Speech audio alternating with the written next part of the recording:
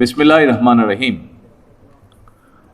পবিত্র মাহে রমাদানের 23তম দিনে সম্মানিত ইমাম, খতিব, মুয়াজ্জিন এবং অন্য ধর্মের ধর্মীয় গুরুদের নিয়ে আয়োজিত আজকের এই অনুষ্ঠানের সম্মানিত সভাপতি,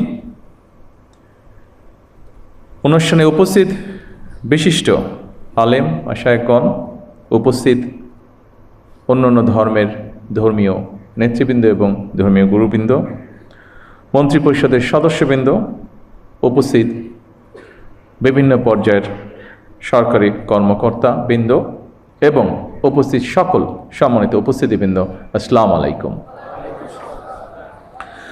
আজকের এই ব্যতিক্রম ধর্মী এই অনুষ্ঠানে আপনারা এমন কিছু মানুষ আজকে এখানে একত্রিত হয়েছেন, কোনো বাধ্যবাধকতা ছাড়াই, মানুষ যাদেরকে সম্মান করে, জীবনের অনেক কঠিন মুহূর্তে যাদের কাছে দুটো ভালো উপদেশ বা সঠিক পরামর্শ মানুষ আশা করে এবং পেয়েও থাকে।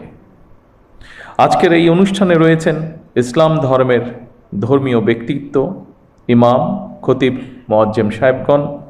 উপস্থিত রয়েছেন একই সঙ্গে হিন্দু, বৌদ্ধ, খ্রিস্টান ধর্মের বিভিন্ন নেতৃত্ব, পুরোহিত, সেবায়েত, বিহার অধ্যক্ষ এবং উপাধ্যক্ষ।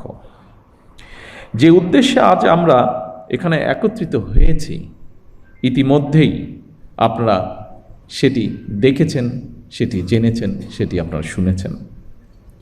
সমাজের বিভিন্ন শ্রেণী পেশার মানুষ যারা অর্থনৈতিকভাবে হয়তো বা অনেক ক্ষেত্রে পিছিয়ে রয়েছেন, তাদের জন্য একটি সম্মানী বা আর্থিক সহায়তা কিংবা কর্মসংস্থান সৃষ্টির মাধ্যমে আর্থিক বৈষম্য দূর করে আমরা সবাই মিলে একটু শান্তিতে, একটু ভালোভাবে থাকব। জাতীয় নির্বাচনের আগে আমরা জনগণের কাছে সেই রকমই প্রতিশ্রুতি দিয়েছিলাম।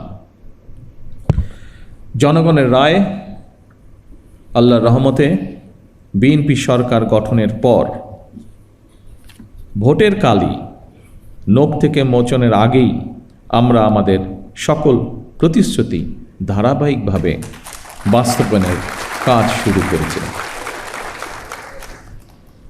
আলহামদুলিল্লাহ, এর জন্য আমি আল্লাহর দরবারে লাখো শুকরিয়া আদায় করি।